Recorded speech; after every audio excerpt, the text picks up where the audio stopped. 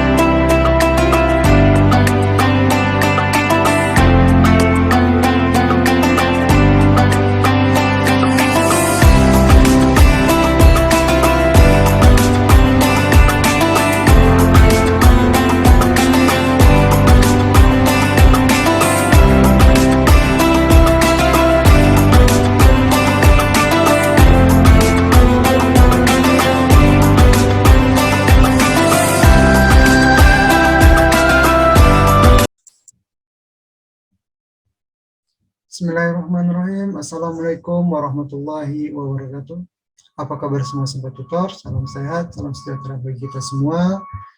Alhamdulillah kali sahabat tutor, kita kali ini sudah hampir masuki pada tahapan atau pertemuan tutor di penghujung. Ya terasa kita sekarang sudah masuk ke pertemuan ke-6 sahabat tutor. Kali ini sahabat tutor saya harap lebih fokus, lebih memahami lagi. Karena sebelumnya kita sudah membahas tentang bagaimana konsep dari dasar dari manajemen, atau kita membahas fungsi-fungsi manajemen, baik itu dari fungsi perencanaan maupun fungsi pengorganisasian, dalam hal ini manajemen sumber daya manusia. Sahabat tutor, kali ini kita akan membahas satu hal atau topik yang sangat menarik sekali sahabat tutor, di mana di dalam kita menjalankan fungsi manajemen tentunya ada konflik-konflik yang terjadi. Maka dari itu, bagaimana kita mengatur, memanage konflik itu menjadi sesuatu yang sinergi, walaupun ada perbedaan, tetapi tujuannya tetap sama. Baiklah sahabat tutor, tanpa saya mempanjang pembukaan, marilah kita mulai tutorial kita pada pertemuan ke-6 ini. Jangan bacakan basmalah. Bismillahirrahmanirrahim.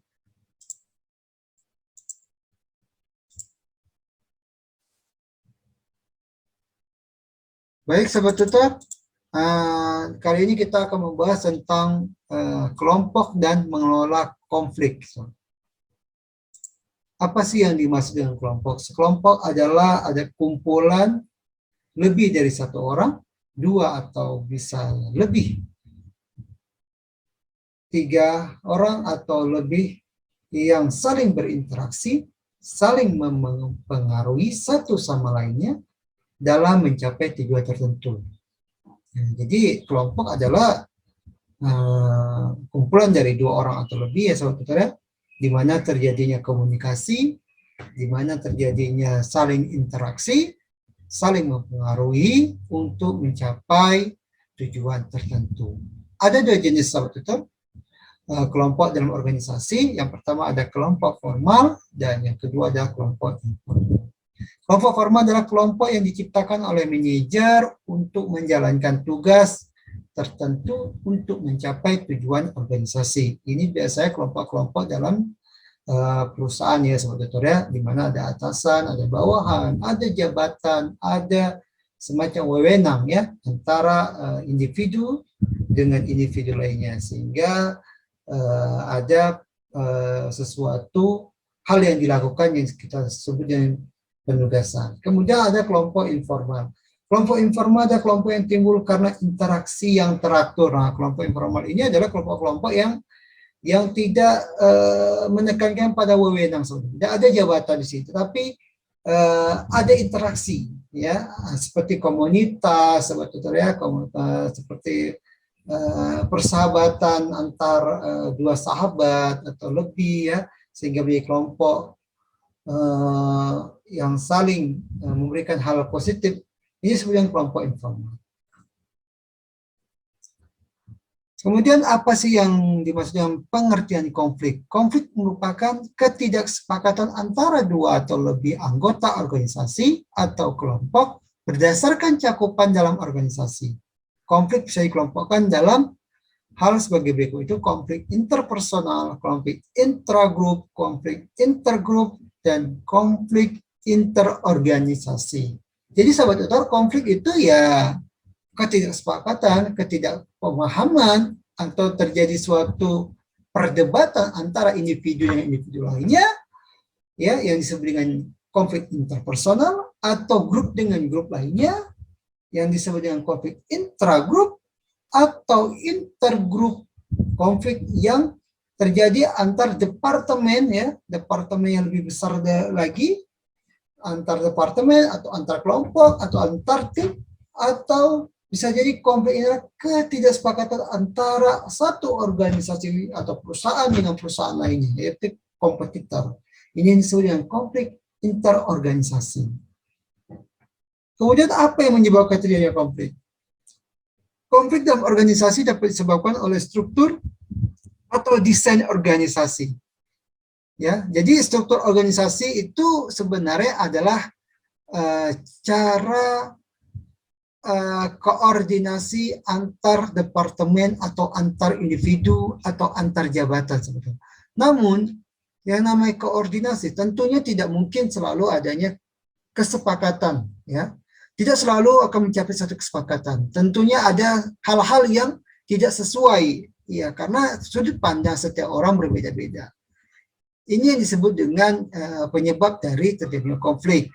Ada kepentingan setiap individu atau juga bisa dikatakan antara kepentingan setiap departemen. Contoh seperti departemen marketing yang fokus terhadap promosi tetapi sangat mengabaikan biaya, sementara departemen keuangan lebih care dan fokus terhadap biaya, mengontrol biaya tanpa harus memikirkan kegiatan atau program kerja dari marketing. Ini sering menyebabkan terjadinya konflik dari struktur ataupun desain organisasi itu sendiri.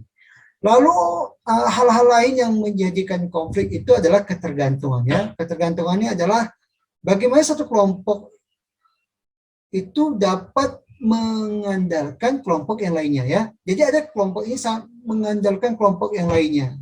Contohnya ada seseorang yang ahli, ya, atau satu kelompoknya ahli di bidang misalnya produksi produk yang baru misalnya.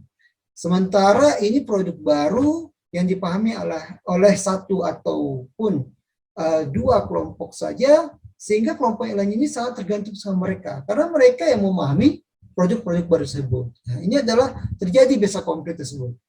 Ketika misalnya contoh seorang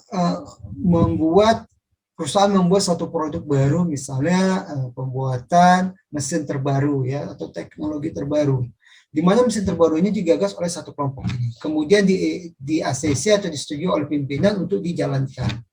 Nah, sementara kelompok yang satu lagi mempromosikan ataupun membantu bahan-bahan komplementer atau hal-hal yang sifatnya lebih kepada mendukung lah ide tersebut. Nah, ketika produksi udah jalan, membuat mesin baru yang lebih bagus lagi, lebih inovatif lagi, lebih efektif dan efisien lagi, sehingga kelompok yang tadi yang mendukung ini tentu menunggu aba-aba atau menunggu perintah atau instruksi dari kelompok yang baru. Apa yang harus mereka lakukan? Nah, ketergantungan ini terkadang terjadinya konflik. Ya, sahabat tutor, terjadinya konflik. Karena mereka bekerja berdasarkan instruksi dari kelompok lain. Kemudian perbedaan tujuan.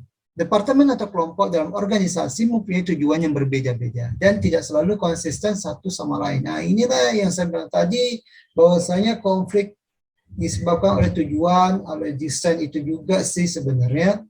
Jadi memang setiap departemen punya goals yang beda-beda. Nah, goals yang beda-beda ini tentunya akan terjadinya konflik. Namun, konflik ini bisa diminimalisasi sebetulnya, bisa dimitigasi dengan cara yaitu kita harus mencari goal utamanya apa.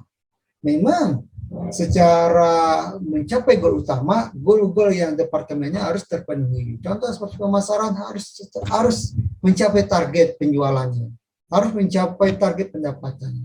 Contoh juga dengan keuangan, harus efisiensi anggarannya, harus bisa mengelola keuangan dengan meminimalisasi resiko-resiko kerugian. Nah, jadi tujuan-tujuan ini juga sama sebenarnya, yaitu untuk mengembangkan atau memajukan atau meningkatkan kekayaan perusahaan. Nah, jadi harus kita pahami bahwasanya ada tujuan besar di antara tujuan-tujuan kecil antar departemen tadi. Kemudian penyebab lainnya yaitu persaingan sumber daya alam. Biasanya sumber daya alam itu terbatas, karena itu pihak-pihak yang berkepentingan akan bersaing untuk memperoleh sumber daya tersebut. Ya, inilah sobat tutor, bisa dikatakan ya ini persaingan antar kompetitor ataupun antar rekanan sebetulnya. Karena kita punya kompetitor mungkin menghasilkan produk yang sama atau menghasilkan kegiatan bisnis yang sama, tentunya memerlukan bahan baku yang sama pula. Maka dari itu, sementara bahan baku itu sangat terbatas. Jadi kita bersaing di dalam mengambil ataupun memasok ataupun meminta ya, mensuplai ya untuk bahan baku. Kemudian dinamika interpersonal. Dinamika interpersonal adalah konflik antar dua orang yang mempunyai motivasi yang berbeda dan tidak menyukai satu sama lain karena beberapa alasan.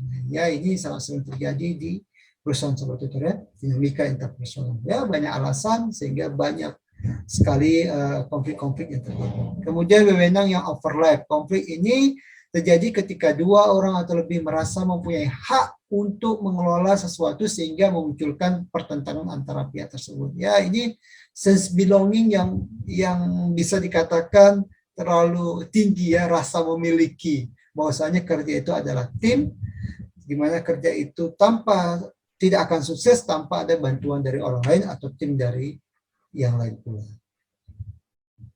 Terus bagaimana mengatasi konflik? Nah, ada 3 macam jenis dalam pemecahan atau mengatasi konflik sobat tutor, yaitu dominasi, kompromi, dan yang ketiga adalah pendekatan integratif. Ya, apa sih dominasi? Yaitu ya kita harus menjadi superpower sobat tutor. Terkadang di lapangan sahabat tutor, kalau terjadi konflik, kita harus mengambil keputusan. Harus seperti ya bisa maaf kata ya sahabat, tanda kutip ini tangan besi. Harus kita dominasi. Harus kita ambil keputusan. Walaupun keputusan kita ambil ada keputusan yang buruk. Tapi untuk tujuan meminimalisasi keburukan yang ada. Nah, mungkin ini yang buruk di antara yang paling buruk atau yang terbaik di antara yang baik-baik. Kita harus dominasi. Harus ada yang tampil, harus ada yang berani bertanggung jawab.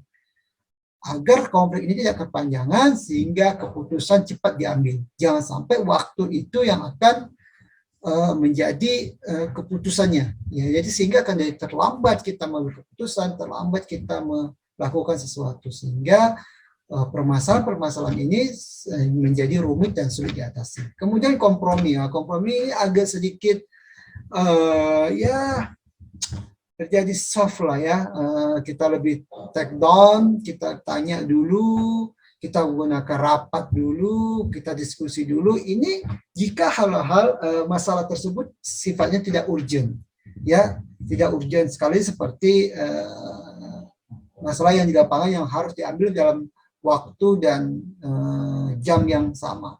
Namun kalau ini biasanya memiliki spare 1 ataupun 2 hari ataupun bisa jadi sebulannya. Jadi kita bisa kompromi dulu, kita rapatkan sehingga mencapai satu kesepakatan dan mencapai satu keputusan yang terbaik. Kemudian untuk mengatasi konflik itu pendekatan integratif. Nah, integratif ini adalah selain kita kompromi, sahabat tutor ya, kita juga harus melakukan pendekatan ke berbagai bagian secara integratif. Jadi maunya apa, keinginannya seperti apa, departemen sana, kelompok sana, tim di sana maunya apa, ya lalu kita cocokkan dengan maunya kita. Sehingga pendekatan integratif ini sangat efektif sekali supaya tidak terjadi satu hal yang kurang mengenakan di kemudian hari ini. Biasa ini yang dilakukan untuk mengatasi konflik sahabat tutor. Biasa di perusahaan-perusahaan itu lebih kepada pendekatan integratif dulu. Baru kompromi, jika tidak bisa juga baru dominasi. Jadi tidak dominasi dulu sahabat tutor ya. Ini kalau saya lihat lebih condong kepada dari C, B ke A. Next. Oke, sahabat tutor, sekarang kita membahas tentang bagaimana kepemimpinan dan kepemimpinan strategis ya. Apa itu kepemimpinan? Pemimpin merupakan orang yang mempunyai power yang besar dibandingkan orang lain ya, atau orang yang dia pimpin. Power tersebut bisa dikatakan sebagai kekuasaan ya, kekuasaan ataupun wewenang ya, wewenang tugas dari atasan ataupun pimpinan pusat misalnya atau pimpinan tertinggi. Nah, dalam power ini dibagi beberapa sumber, yaitu pertama power reward atau kekuatan balasan. Kekuasaan ini datangnya dari kemampuan seseorang memberikan balasan kepada orang lain yang melakukan pekerjaan tertentu. Ya, jadi ini seorang pimpinan terkadang dia akan memberikan reward jika anak buahnya melakukan pekerjaan yang efektif, yang menguntungkan perusahaan. Ya, sehingga dia pimpinan itu mempunyai kekuasaan untuk memberikan reward atau balasan. Kemudian kekuasaan paksaan atau coercive power ya. Kekuasaan ini datangnya dari kemampuan seseorang menghukum orang lain jika orang lain itu tidak mengerjakan sesuatu hal ya. Ini bisa dikatakan punishment ya. Jika seseorang tidak melaksanakan pekerjaan secara efektif, tidak menjalankan instruksi dari atasan, maka dia akan mendapatkan punishment.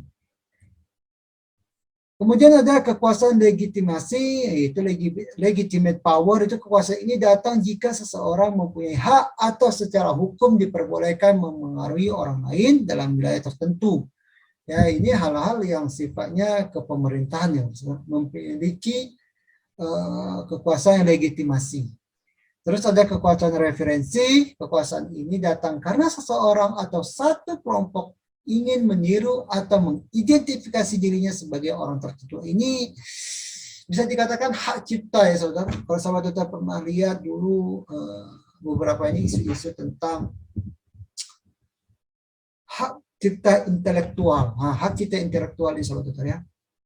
Jadi kalau misalnya sahabat pernah mendengar berita tentang bagaimana ada karakter Warkop ya, DKI yang intelektualnya ditiru oleh Warkop KW. Nah, ini sebenarnya tidak boleh. Secara pekerjaan mereka boleh bekerja, melakukan kegiatan berkarya, tetapi jangan meniru hak intelektual. Ini sangat berbeda sahabat tutor dengan meniru hampir sama lah dengan meniru hak cipta lagu ya sebenarnya. Tapi ini lebih menurut saya lebih spesifik lagi karena hak intelektual itu bagaimana cara orang berbicara, cara orang berkarya seperti DKI dan Kasina Indra itu melawak, tidak boleh ditiru. Itu adalah hak intelektual. Nah, ini ada kekuasaan referensi atau power. Jika terjadi mereka meniru, maka mereka akan dituntut. Kemudian ada kekuasaan kesepakatan. Ini kekuasaan ini datang dari kesepakatan atau kepakaran. Nah, kekuasaan kepakaran ini adalah kekuasaan dari keahlian seseorang. Ini hampir sama. Kalau tadi hak intelektual meniru, referensi sebagai orang tertentu, ini hak kepakaran. Jadi hak seperti orang memiliki hak cipta ya, hak cipta. Misalnya kayak lagu tadi saya bilang, dia menciptakan lagu, dia punya patent untuk menciptakan lagu ini, terus lagunya dipakai, itu adalah kekuasaan dia memiliki lagu. Atau seperti Bapak almarhum B.J. Habibie, nah itu adalah hak cipta dia dalam menemukan teori crack tentang pesawat. Nah, itu adalah salah satu expert power, itu kekuasaan kepakaran. Kemudian di dalam kepemimpinan itu sahabat tutor tuh ada piramida kepemimpinan ya. Pertama itu ya seperti saya bilang tadi, reward itu adalah seorang pemimpin bisa memberikan suatu penghargaan kepada orang yang dia pimpin, atau konsep juga bisa juga memberikan satu hukuman ataupun peringatan. Lalu ada legitimate, itu kepemimpinan berdasarkan hukum. Referen itu meniru orang lain. Expert itulah hak keahlian atau kepakaran. Teori kepemimpinan sahabat tutor ada 3, yaitu teori bakat, teori perilaku, dan teori situasi. Nah, teori bakat ini adalah seorang memang pemimpin ini memang sudah mempunyai bakat. Ya, biasanya sangat jarang sekali ada seseorang yang langsung lahir dengan bakat seorang pemimpin. Ini sangat jarang sekali. Biasanya teori yang kedua yang sering ada, bahwasanya kepemimpinan itu bisa dipelajari. Ya, dipelajari. Karena tidak semua orang lahir dengan jiwa pemimpin. Biasanya bakat ini adalah dia lahir dalam lingkungan para orang tuanya ataupun lingkungan keluarganya adalah seorang tokoh besar atau tokoh masyarakat, atau bisa pimpinan atau anak presiden. Kemungkinan dia mempunyai bakat, sangat mungkin sekali. Tetapi bagaimana dengan mereka yang lahir dalam keluarga sederhana, tidak ada sosok pemimpin yang begitu tokoh masyarakat, itu bisa dipelajari dengan teori perilaku, sehingga dibentuklah suatu karakter atau perilaku yang baik, perilaku yang mencontohkan gaya kepemimpinan para tokoh-tokoh besar. Ataupun teori situasi. Jadi kepemimpinan ini karena kita disangkutkan situasi tertentu. Misalnya contoh, ada satu kelompok ini didominasi oleh banyaknya perempuan, sehingga ada 1 atau 2 laki-laki. Otomatis si laki-laki ini akan menjadi seorang pemimpin. Nah, jadi ini bisa dikatakan dia menjadi seorang pemimpin karena situasi. Nah, teori-teori tersebutlah. Jadi sebenarnya kepemimpinan itu bisa dipelajari, dipahami, dan ada teorinya. Kemudian kepemimpinan strategis. Apa sih yang dimaksud kepemimpinan strategis itu? Kepemimpinan strategis adalah sebagai kemampuan seseorang untuk mengatasi, mengantisipasi, melihat masa depan, menjaga fleksibilitas, berpikir strategis, bekerja dengan orang lain, dan untuk memulai perubahan yang mendorong organisasi mempunyai daya saing. Jadi kepemimpinan strategis ini dia orang yang sangat visioner. Nah, ini penting sekali sebetulnya. Jadi kalau kalian nanti akan belajar tentang manajemen strategis, ini akan lebih mendalam lagi. Jadi orang yang memiliki kepemimpinan strategis ini dia sangat visioner.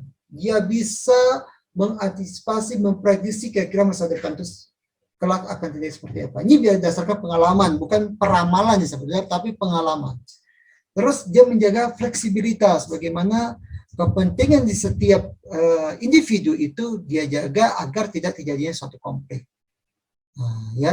Terus dia berpikir bagaimana mencari solusi yang adaptif.